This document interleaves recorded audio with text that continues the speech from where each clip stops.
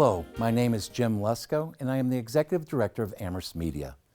On Tuesday, March 7th, we held a forum in our studio to address the current question confronting the Amherst Select Board and Town Manager.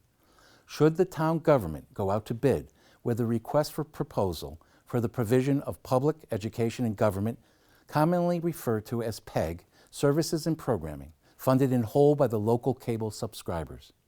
Here in Amherst, Massachusetts, those services have been provided for the town by Amherst Media for the past 41 years. The town government has cited a recent memo from the Massachusetts Department of Revenue suggesting two options for accounting cable revenues at the local level. What is at question here is how the town government is interpreting the DOR memo. The intent of this new ruling was directed at towns and cities who were misappropriating the cable funds. Unlike Amherst, where all of the cable-generated revenues were being used for PEG services and programming as stated in the cable contract. Amherst Media has tried to provide legal alternative mechanisms for revenue disbursement that does not require undertaking an RFP procurement process. But the town government has not even discussed those options, as they stated in a letter posted on the town's website. The town manager and select board members were invited to attend this forum, but declined the offer. To help the community better understand this issue, I invited individuals involved with area community media centers to describe how their cities are handling this DOR initiative. We were joined by John Abbott, Executive Director of Focus Springfield, and Jeremy Whalen, Board Member of Northampton Community Television. To help put this issue in a wider context, we were joined by Dr. Martha Fuentes from the Communication and Public Policy Departments at UMass Amherst, who discussed the dramatic and adverse consequences RFPs and statewide franchises have had on the community access centers nationally. Joining Martha was Mary Alice Krim, Field Director of Free Press, who emphasized the rising need and demand for more local independent news outlets across the country. And to help explain how this RFP process has created a financial crisis for Amherst Media, I was joined by Ed Severance, Treasurer, Amherst Media's Board of Directors. Now please join our first panel on Amherst Media's crisis with Ed Severance. So we're going to go into panel one now, and with me is Ed Severance. Ed is the Treasurer of the Board of Directors of Amherst Media, also very active in the Amherst Rotary, amongst many other organizations, right? Mm-hmm. So Ed, we're going to talk a little bit now about the budget in Amherst Media. What's our situation, how this new RFP, the request for proposal, is impacting us? Well, first of all, I want you to know I've been involved with Amherst Media for about 9 years now, and many of those years I've been treasurer. My relationship began with Amherst Media through the Amherst Rotary auction, and I was always amazed at the work and the mission you guys had here, and that's what brought me to be more involved. Amherst Media has always walked a very fine line on our budget. We've been very smart to have a little bit of reserve fund, but normally every year we just kind of squeak out with the funds we have just to get as much work done as we can with the little bit of funds we have. And we produce an incredible amount of work with the funds we have. Unfortunately, about 6 years ago, the owner of our building, Eversource, came to us saying they wanted us to vacate the building. They had other purposes for it. And they were nice enough to say, find your own place and then you have to leave. And every year they've given us an extension since then. And we worked with the town extensively through the first 5 years or so, trying to find a place that they could provide for our needs. And it was either too expensive or just didn't fit our needs as far as space was concerned. So after 5 years of trying to go down that road and looking at private ways of finding another place, 3 years ago now, Amherst Media bought 2 parcels of land on Main Street in Amherst. We had to have the zoning changed, and with the thought that we were going to build our own building. It seemed like the only way to get it done. That became difficult, and at one point we even thought about reselling the land and working with the town again when the schools were all being opened back up, but that fell through. And so last fall we kind of all looked at each other, and we were going to be running into a deficit year this year because as of our last fiscal year, which was July of 2016, we incurred some more expenses. Unfortunately, if you're a nonprofit and you own a piece of property and you don't build on it in the first 2 years, the town has to start assessing taxes on it. Yeah. So we began to incur taxes on the property on Main Street, and then Eversource, as a little push to get us out of here, increased our rent substantially and asked us to pay more of our utilities. All of our oil. All of our oil, right, which is a substantial amount more money than we were spending before. And we understand that, but that puts us into a deficit position. For the first time in all the years I've been here, we're looking at about a $13,500 annual deficit until we get out from under this. Okay. And so we decided last fall we had to step things up a little bit, and we're going to really push and get this land paid for and use the land as collateral to get the building up. And we're actually really happy about that. We're beginning to feel some stability, and we're taking matters into our own hands. I went to the board of directors of the Amherst Rotary, who are a wonderful bunch of people who appreciate Amherst Media as much as I do, because with Amherst Media, we've been able to raise over $250,000 for projects in town, such as a new playground at Crocker Farm School, repairing the middle school swimming pool, putting improvements in the cafeteria and courtyards over at Wildwood, and so on, and can go on and on. So we worked hand in hand helping the town and helping nonprofits in town, and Amherst Media, as our partner, has allowed us to do that, as well as giving us some more exposure.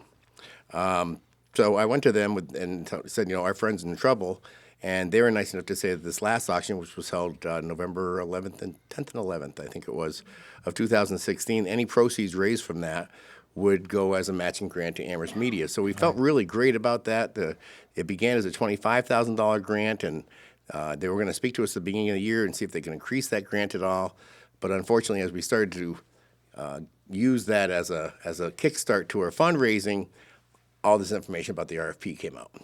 And we started having people who would normally support us, who were going to come in and do some filming to support us, help us with fundraising. They kind of all backed off, and he said, let us know what happens and we'll get back involved. I went to a Rotary Board of Directors meeting not too long ago, and the first question out of their mouths when they saw me was, is Amherst Media going to be there to give money to? And I said, I don't know. I said, depends how this whole thing goes. We've been trying to convince the town that the RFP process is not necessary, and we're still trying to convince them it's not necessary, because it gives us the 10-year contract, being routed directly to us from Comcast, which is the way it used to be, gives us more stability, the ability to go to a bank to get the loan. It just helps us overall. So when the town initially said that RFP, a request for proposal, would be for a 3-year period, that was a major blow. Oh, yeah. The first call we got was we visited the bank and to discuss the best way to go about with the fundraising and getting the money to the bank to get a building up the quickest. And we were telling them that we're going to a new 10-year contract, and that with the fundraising going on, it's going to go very smoothly and quickly. And we left there. It's a matter of, 2 weeks perhaps? And then we found out about the RFP, and we got a call from the bank going, what's going on? You guys said you had a 10-year contract coming, and now they're talking about a 3-year contract. Let us know what happens. It's really, And at this point, I didn't get into this before, but the town manager was referring back in December that the Department of Revenue, DOR, had sent out a memo saying there's a new accounting procedures for any of the PEG service money, right? Right. And the two options were given, that one could go through a revolving fund or a special revolving fund or an enterprise fund. Right. And that the town manager wrote a memo to the select board saying that they looked into that, they talked to their accounting firm, they went to the DOR, they went to the Inspector General asking if Amherst Media could become like a quasi-town agency. It was told no. And so he took that, as like, this is the only way you can do that. Right. He took it as we have to enter into the 30B process and put this out for bid. Now, 30B, for those that don't know? It basically, a 30B process for anything, I think it's $5,000 or $10,000? $5,000. Anything over $5,000 that a town wants to procure has to go through a bidding process, a transparent bidding process, in which everyone has an opportunity to bid on the service or materials that they're selling.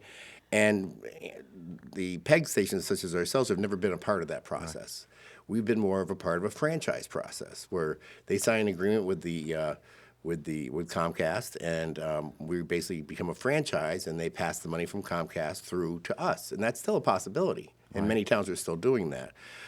The option of going the 30B process with the enterprise fund or revolving fund was because certain access stations were concerned that their towns were misspending the PEG money, and Mass Access thought if we could have this happen, there's be some accountability from the town about where the money was going, so forth. But by taking it into the town coffers, now you have to go through the 30B process, and then by law, the 30B process, excuse me, only allows a 3-year contract, and a 3-year contract does not give us the long-term stability we need to be able to, raise money. Exactly.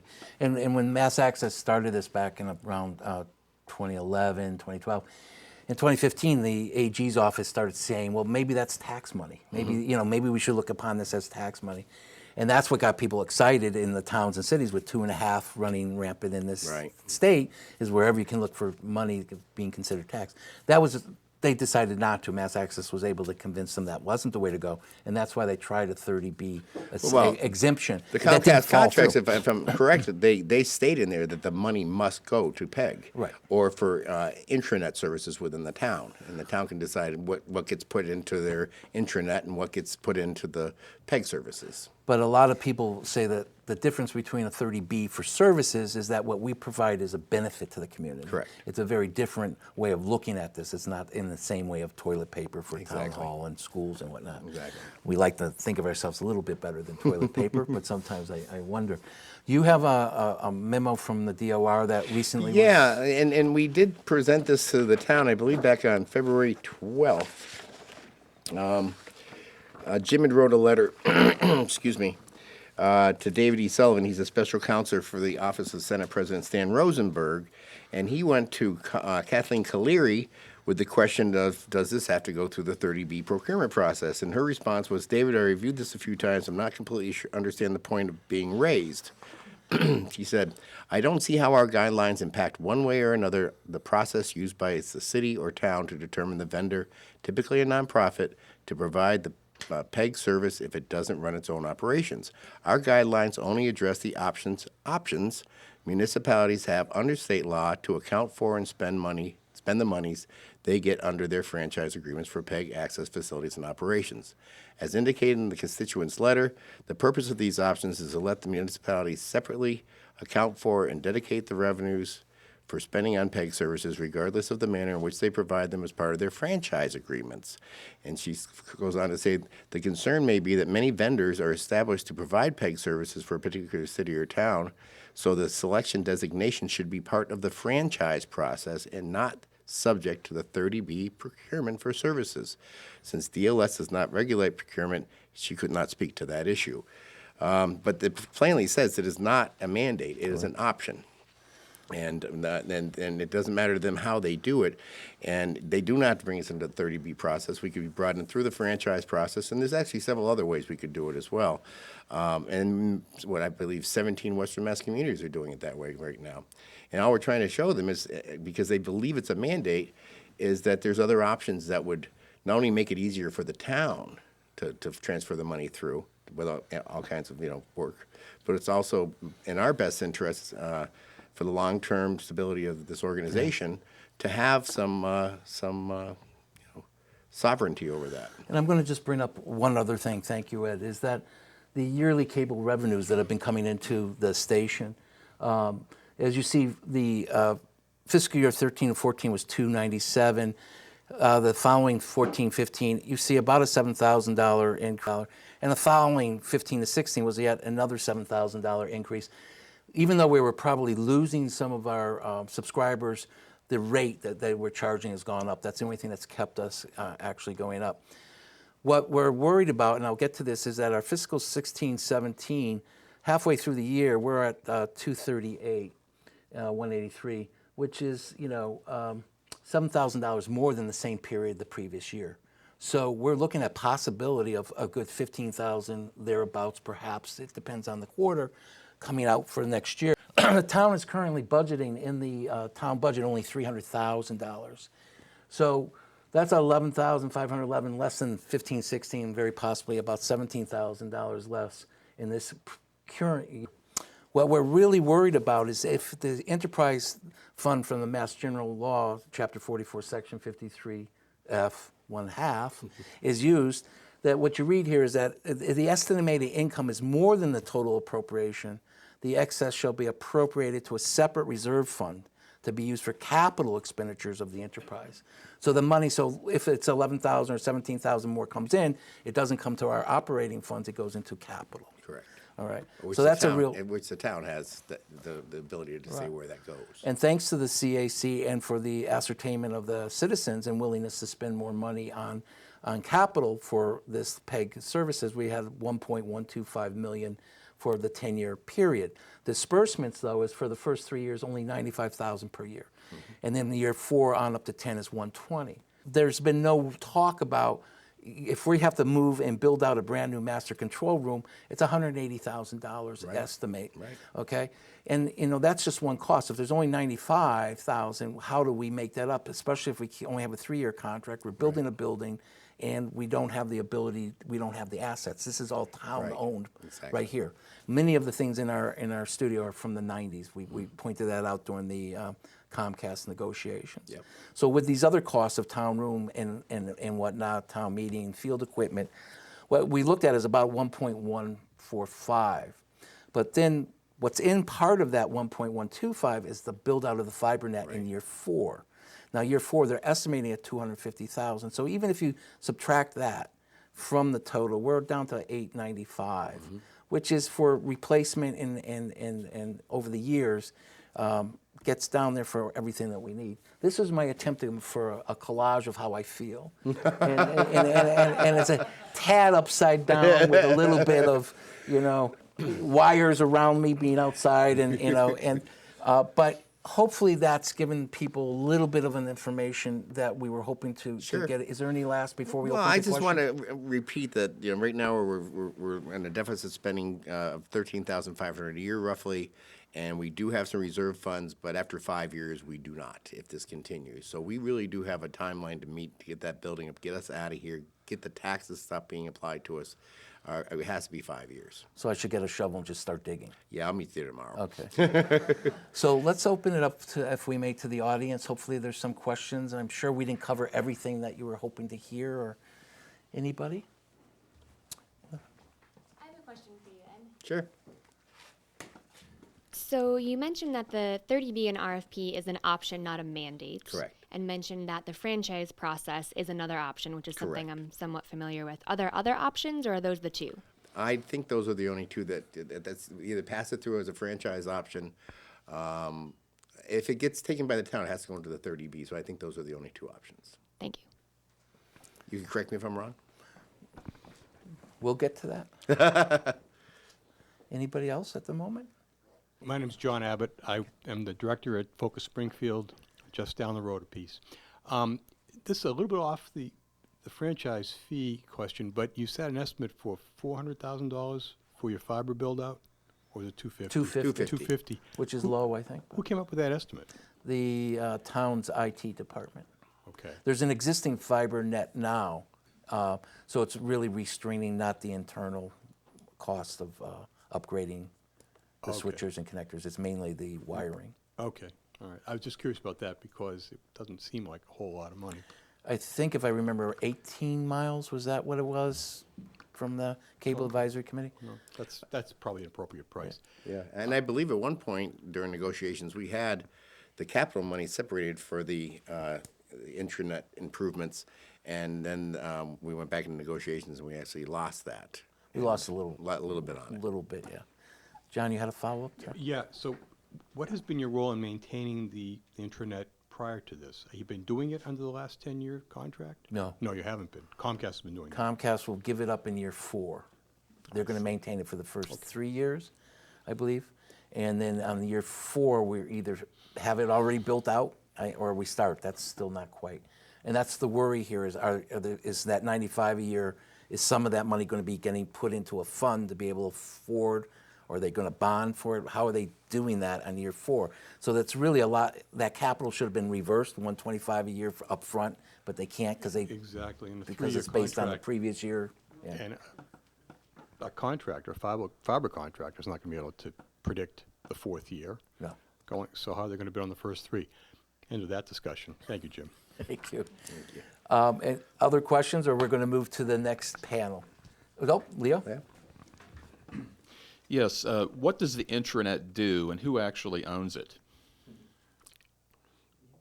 Al Gore owns the internet. The intranet Oh, the intranet. of which you've been referring. So you're talking about what used to be called the institutional network, right? The INET. The reason it's called fiber now is because it's fiber is connecting it. It's not coaxial cable. Who owns it? It's always been kind of this weird situation here. When we found out, year 2005, I believe, the town approached Comcast, asked them to build out the 75 ohm, what was the old cable, and put in fiber. And they passed on $500,000 to the customers.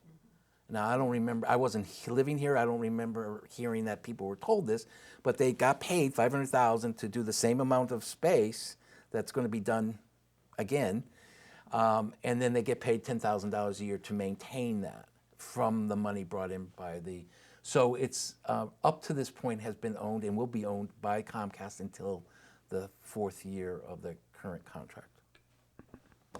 I might be wrong because I don't know much about this, but my impression was that the town is insisting that the RFP route is their only option. Right. As you've just explained, that doesn't seem to be the case. Do you Right. know why they're saying that? Well, there is, hopefully you saw the letter that they brought over today that was composed yesterday at their select board meeting, which explains a little bit of that, their And that'll be thoughts on posted that. on our website.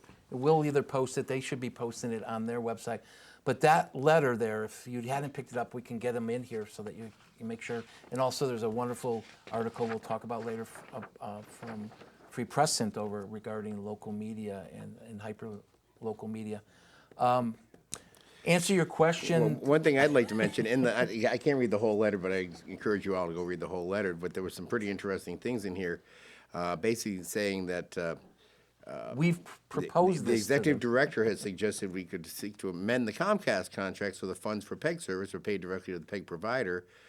The select board has not discussed this, but would need to consider whether that is compliant with the new Department of Revenue requirement. Now, it's been 2 months they've had to discuss this, and all we've been saying is, please understand, this is why I brought the DOR DLS into it, that it's just an option, and there's other ways of going about it. And I have to say the town's been very good to us in the last few weeks and very complimentary to us in saying that they're trying to do no harm to us, but they feel they have to do this mandate because the state's making them do it. And we were just trying to make them understand they don't have to go this route, and it would be harmful to us. So yeah, if you want to, it's too long to read on the air, but if you'd like to go onto our website or onto the Select Board's website and read it, it does explain their position pretty fully. So if that answers everyone's question, we can move it on to the next panel, which is going to talk about 2 other cities and that are doing it differently.